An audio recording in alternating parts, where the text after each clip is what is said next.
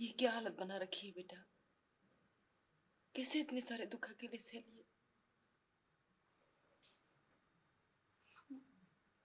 बहुत थक गई हूँ मैं, बहुत ज्यादा थक गई। ये चेहरा देखने को तो तरस गई थी मेरी आंखें। सारी की सारी रोशनी बुझ गई थी। बस बस एक उम्मीद सी बंधी थी कि शायद कभी किसी को रहम आ जाए मेरी बेबसी पर।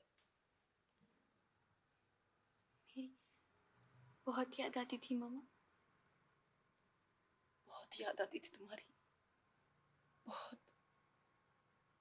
तभी तो अब तक सांस की डोरी बंधी हुई है।